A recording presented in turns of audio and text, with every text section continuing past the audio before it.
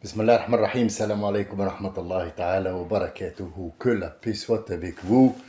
Nous venons juste de faire la prière du coucher et je voulais, comme je vous l'ai promis l'autre fois, en vous souhaitant toujours le bonheur total et la compréhension des choses, et sachez que celui qui veut peut.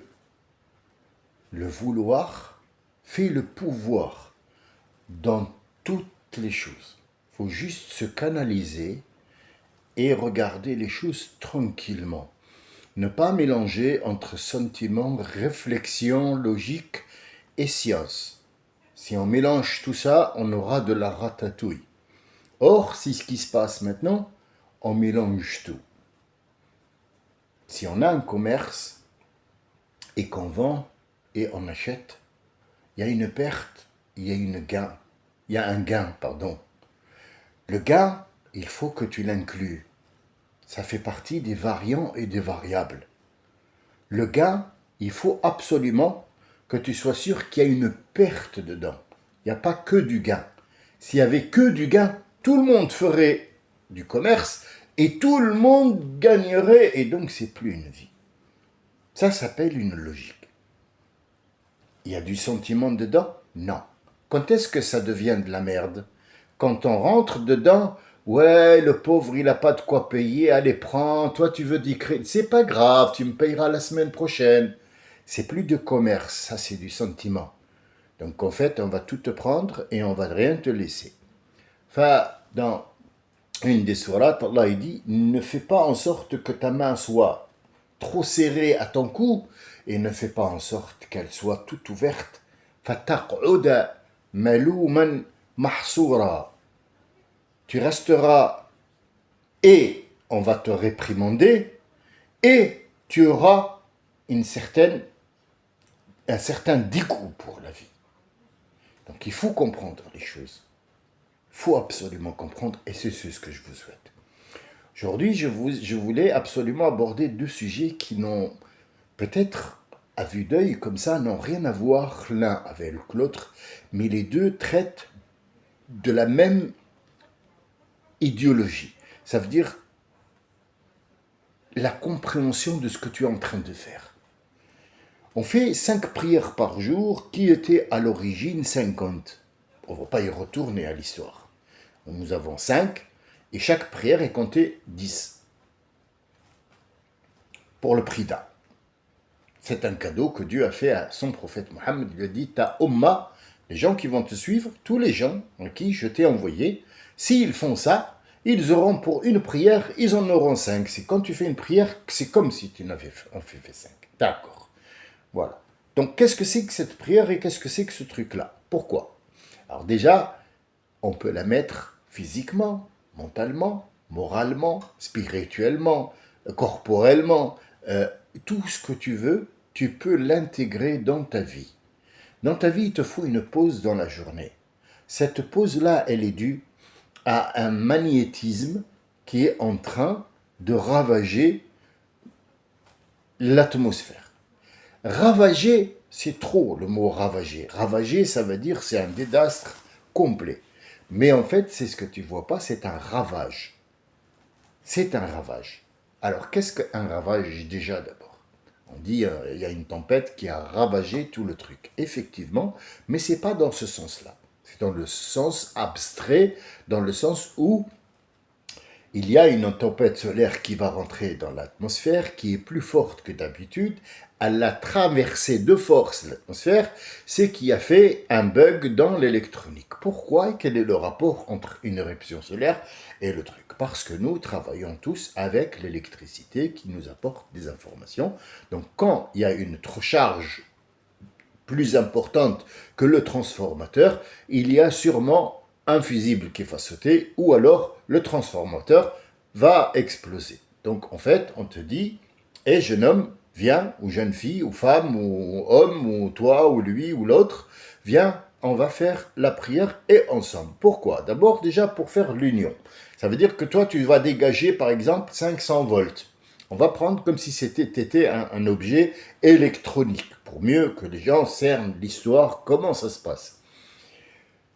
Tu as un problème, va faire la prière. Tu as une fatigue, va faire la prière. Tu te sens pas bien, va faire la prière. Mais cette prière, c'est quoi? C'est de la magie? C'est quoi? Non.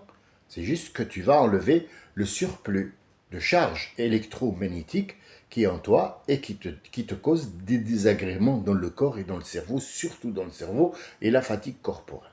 Alors, pour ne pas avoir cette charge, comme le soleil le fait avec la Terre, et qu'elle transperce cette couche, et avec l'accord de Dieu, bien sûr, pour des choses. Ça pourrait te nuire à toi, mais être bien pour les autres, tu dois absolument aller de décharger et recharger quelque chose qui est plus calme.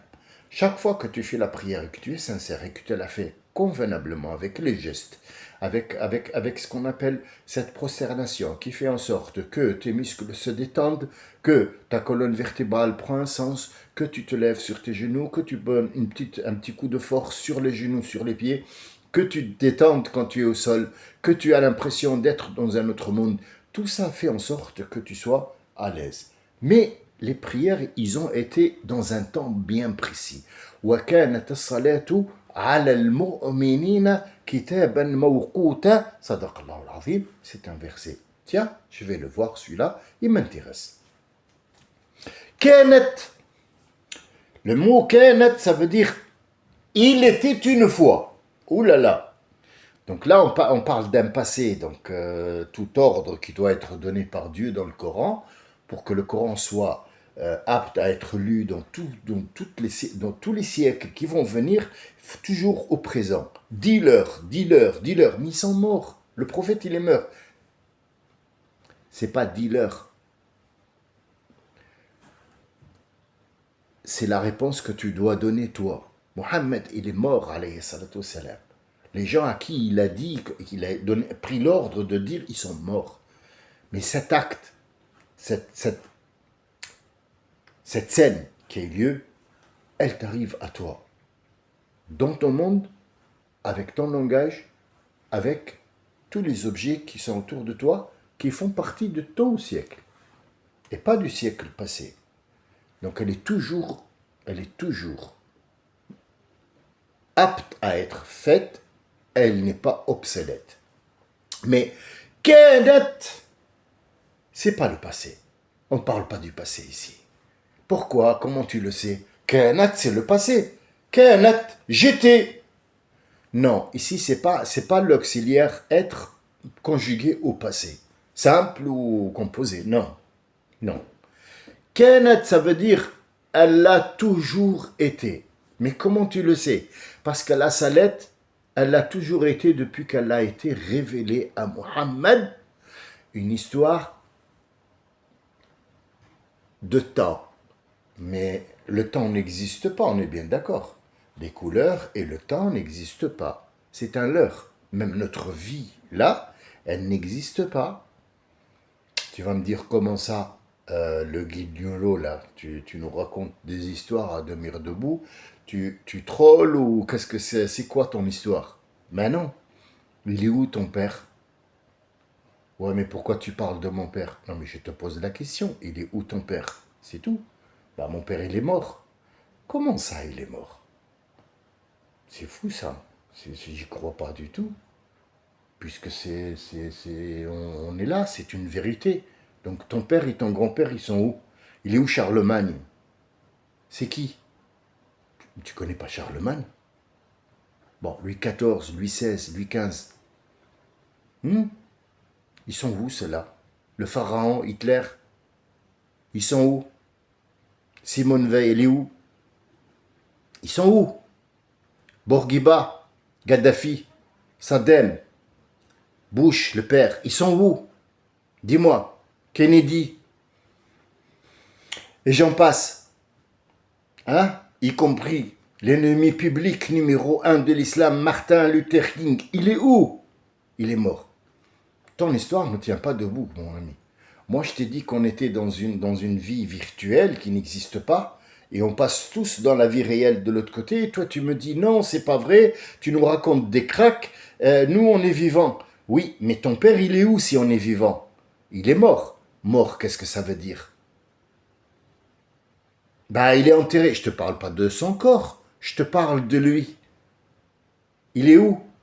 Pas son corps. Son corps, on n'en a rien à foutre. Lui. Si lui, comme tu dis, il est là, qu'il n'y a pas de mort et c'est des cracks, il doit être bien réincarné. C'est peut-être ton chat, non? Ou là, une souris, ou une punaise de lit, par exemple. Non? Tu vois? Il y a des choses où il faut peut-être s'attarder un petit peu et regarder avec un autre esprit de déduction. Tout existe. Et si tout existe, tout est possible. Est-ce que tu peux changer? Oui. Mais si je change, qu'est-ce qui se passe? Tout change autour de toi. Ouais, mais moi j'étais tranquille dans un van, enfin un van non, mais dans une cabane en bois, dans la montagne, et voilà que quelqu'un il me dit, il te faut un téléphone pour qu'on puisse savoir et te rendre visite. Mais j'ai pas besoin de tes visites, moi. Ah bah si, bah si. Il y a la loi, ils disent il faut assister les gens, sinon non-assistance à personne en danger. Si t'arrive quelque chose, t'as besoin de quelqu'un. Ah bah oui, c'est vrai. Tiens, on te donne un téléphone. Ouais, mais comment ça marche ce truc-là? Bah il faut le brancher. Le brancher où? Dans mon cul. Le brancher où? J'habite dans une cabane, t'as pas vu? Eh ben on va changer. On va construire. Et on va te mettre tes prises, mais on va, parce que c'est trop loin de t'apporter l'électricité, on va te mettre des trucs solaires pour que tu puisses avoir de l'électricité. Et oui, mais comment je fais? Bah, il y a des piles, je vais te montrer comment le truc. Ah, je vais devoir apprendre là. D'accord. Donc tout change dans ma vie, puisque il me faut maintenant, comme j'ai de l'électricité, il me faut des ampoules, il me faut des fils électriques, il faut un branchement, il faut la télé, puisque j'ai le téléphone. Donc pourquoi pas la télé? Internet aussi, puis après, en fait, un four, un gaz. Bon, si je veux garder le poêle avec le bois, ça va. Mais bon, c'est trop fatigant, le poêle à truc, puisque j'ai de l'électricité. Électrique, c'est mieux. Et puis après, pour réchauffer le truc, il me fait il y a un frigo, et ainsi de suite. Donc tout a changé autour de toi. J'ai pris des trucs matériaux. Les matériaux, le matériel électromagnétique ou électronique ou électrique a changé. Donc la personne, du moment qu'elle a commencé à s'intégrer dans le nouveau monde où il y a un téléphone portable qui s'appelle un mobile, donc tout change autour de lui. Ça veut dire que on doit absolument préparer tout ce qu'il y a et tout ce qui fait fonctionner ce mobile. D'accord. Mais moi, si je change de tactique pour voir les choses autrement, tu peux. Dieu va t'envoyer quelqu'un, un signe, et surtout si tu es un être humain, il va t'envoyer un être humain qui va te parler de choses. Où tu t'es posé la question. Qu'est-ce que... si, ça, que ça, tu as été sincère avec ton Dieu, donc il a fait en sorte que, selon ton siècle-là, tu vas prendre un téléphone et tu vas tomber sur un crétin comme moi qui va te dire, oui, la prière, elle a un temps bien précis et elle... Ah, putain, j'ai appris des choses, tiens. Donc ta prière, elle ne va pas plus être comme elle était avant. Elle va s'améliorer. Et donc si elle s'améliore, tu vas comprendre autre chose. Donc tu peux comprendre que les objets qui t'entourent n'ont aucune valeur. Avant, tu le concevais pas. Tu ne pouvais pas concevoir que le matériel qui est autour de toi était indispensable. Pour toi, tu peux pas vivre sans. C'est pas possible de vivre sans une casserole ou sans un truc ou sans rien du tout. C'est pas possible. C'est pas possible. Tu ne conçois pas. Et pourtant, quand tu as découvert des choses, tu te dis merde, mais ça, j'ai pas besoin, moi. Pourquoi je l'ai acheté? Parce que avant, tu ne le savais pas. Alors, rentrons dans le vif du sujet. Cette salette, ils sont au nombre de 5. Et à chaque changement de temps, il y a une prière qui doit se faire. Un nombre de rak'at et un nombre exact de prosternation à la terre. Et des mots exacts. Les mots se répètent toujours dans chaque salette. C'est les mêmes mots, c'est les mêmes formules, c'est la même demande, et tu rajoutes ce que tu veux dans ta salette, tu demandes. Notre prophète, il a dit, tu ne peux pas être plus près de Dieu si on se base sur que, astaghfirullah l'azim, Dieu, on va prendre qu'il y a dans l'espace un endroit, un espace-temps où Dieu existe, tu ne peux pas être plus près que quand tu es la tête au sol. Pourquoi? Parce qu'en fait, tu es près de la source. Comme les films, quand quand il fait comme ça, des machins, des trucs, il y a des lumières qui sortent, et puis après il les lance. Ça, c'est des conneries, mais en fait, vraiment, c'est pas des conneries. C'est pas des conneries. C'est du vrai, de chez Monsieur Vrai, sauf que nous, on le prend pour rigoler, pour faire rêver les gens, mais c'est une vérité qu'il faut dire aux gens. Quand tu te lèves le matin tôt, c'est là où commencent les créatures de la nuit, rentrent pour se cacher, pour que les créatures de la journée sortent.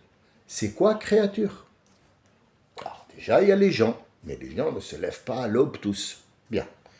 Nous, on doit se lever à cette aube-là parce qu'il y a le soleil qui commence à sortir, et ou alors à se lever, et il va donner les premiers rayons. Et ces premiers rayons, c'est comme le lait du bébé.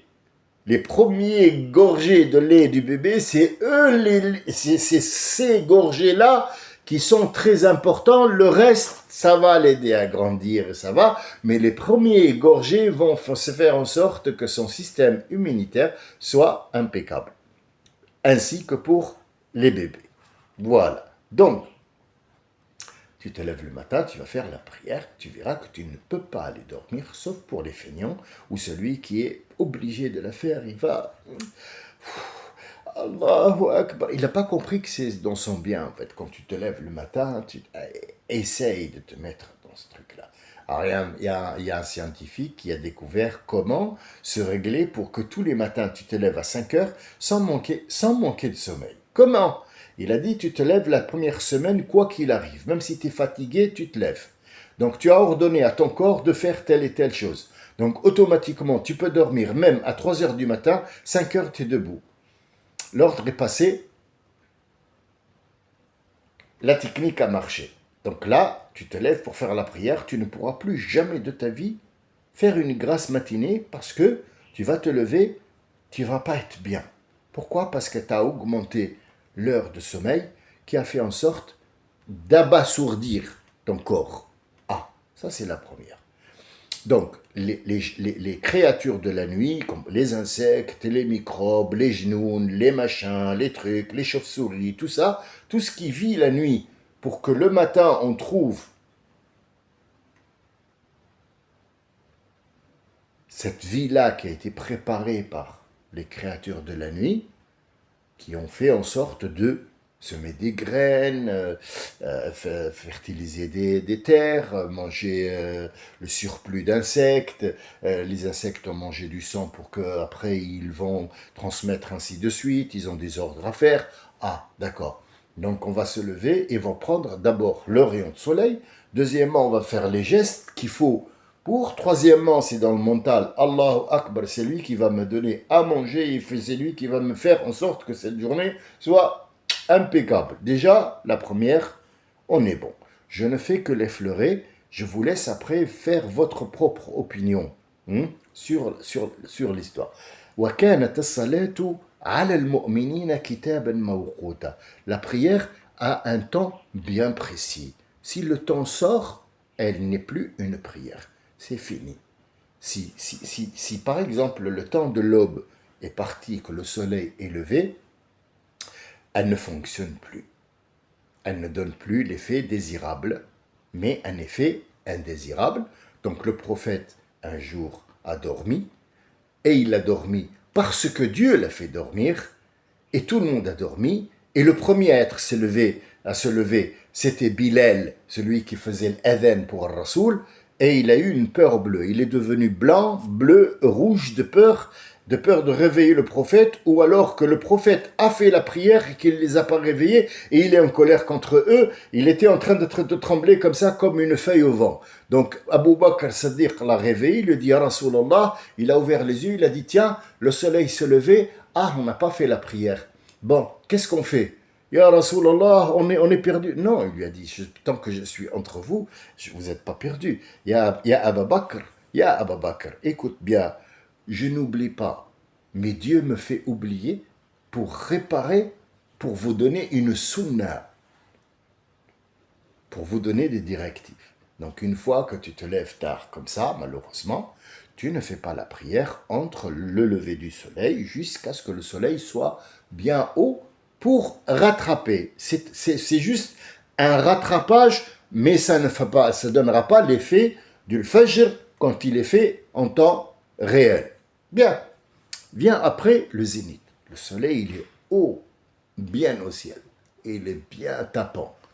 Donc ce moment-là, c'est une chaleur qui fait exprès pour donner à la Terre la température qu'il faut pour faire fonctionner tout ce petit monde. On va éviter de parler technologie, magnétisme, machin, toute chaleur produit de la chaleur, tout frottement produit de la chaleur. La chaleur est faite pour tel et tel et tel et tel. Donc la chaleur, c'est l'électricité, quoi que vous fassiez, quoi que vous dites. Même vous me dites du bois, on allume du bois, c'est pas de l'électricité. Si, c'est une source d'électricité, mon ami, sache-le, sache-le. On a toujours fait de l'électricité à partir du charbon, qui est nocif pour la pelala. Donc on est passé après au nucléaire, puis après on est passé au truc à l'éolienne. C'est toujours de l'électricité. Bien. Elle va trop être chargée en chaleur, et cette chaleur-là, il y a des gens qui divaguent. Donc qui te dit, viens chez moi, tu vas faire ta prière au nombre de 4. 4 fois, tac, tac, tac, tac, tac, tac, fois 6. 6 fois au sol, et 4 prosternation et 4 sujoud au sol. Et tu vas manger et faire ta petite sieste qui est obligatoire. Combien de siestes? Il a dit, faites la sieste 10 minutes. 10 minutes.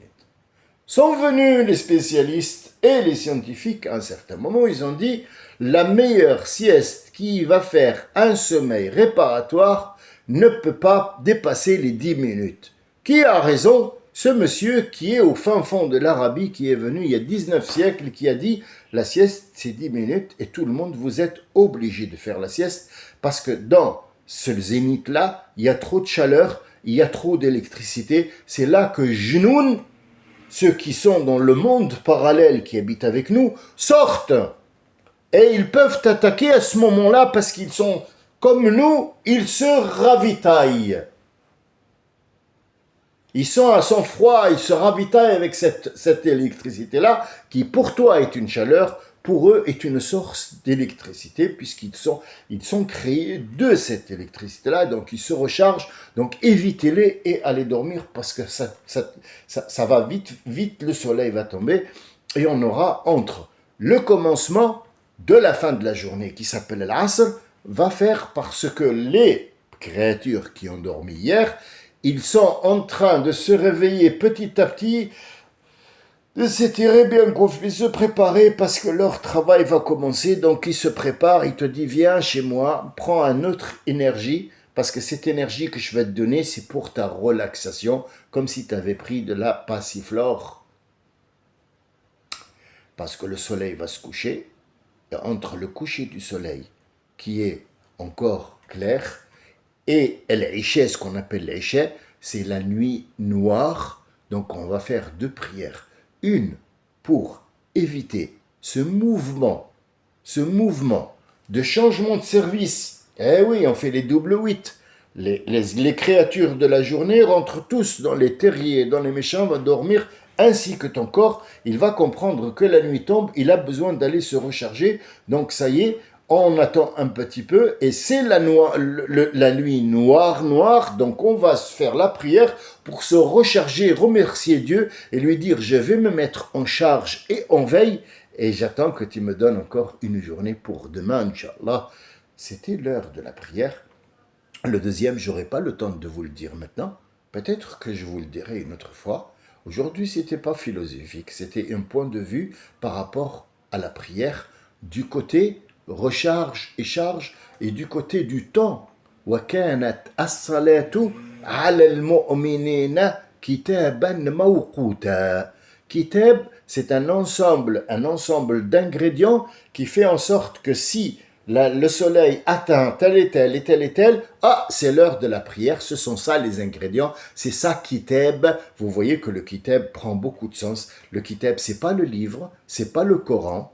Le kitab, ça s'appelle as-suhuf. Si vous voulez, une autre fois, je vous parlerai des noms que le Coran a eu et pourquoi. Et à chaque fois, on lui donne un nom, mais vu de quel côté. C'est ça qu'il faut voir. Donc moi, ce que j'ai à vous dire, c'est que le changement est possible à toute personne. Change à la seconde où tu es sincère dans le changement, tout autour change. Tout autour de toi change. Mais est-ce que tu es prêt à ce changement? Est-ce que tu es prêt à accepter si quelque chose ne va pas comme tu étais avant pour que tu ne râles pas, tu dis ouais, mais c'est toi qui as demandé le changement. Le changement nécessite que tu acceptes tout ce qui va venir. Il y aura en route des épreuves que tu dois passer. Alors si tu crois que changer, ça veut dire c'est bon, je me suis lavé les pieds, je rentre, je mets les pieds sous la table et je prépare un festin et puis après je vais péter, manger et dormir et le lendemain faire caca. C'est pas ça du tout. Je vous souhaite une très bonne soirée et je vous remercie pour l'écoute. Et puis le temps que je passe à vous donner, pour moi, c'est un plaisir énorme. Je ne trouve pas de gens avec qui discuter dans la rue. Je ne discute pas beaucoup avec les gens. Je suis très, très, très, très méfiant parce que il n'y a que des cons autour de moi. Je tiens à vous raconter quelque chose qui, qui m'a tenu à cœur. Il y a eu des sans-papiers qui sont venus habiter devant chez moi et donc ils venaient juste du bled. Ils ont forcé la porte, ils sont rentrés. Moi, j'ai pas à les signaler parce que c'est pas mon rôle, hein, je m'en fous complètement. Ils sont rentrés, donc je les ai vus apporter des choses de la rue. Je leur ai dit, écoutez, vous venez du bled, le bled et ici, c'est pas pareil. Donc je vais vous expliquer un truc. Quand vous rapportez des machins comme ça, c'est plein de cafards. Et les cafards, c'est pas les cafards du bled. Les cafards du bled, ils sont gros comme ça parce qu'ils vivent dans les égouts.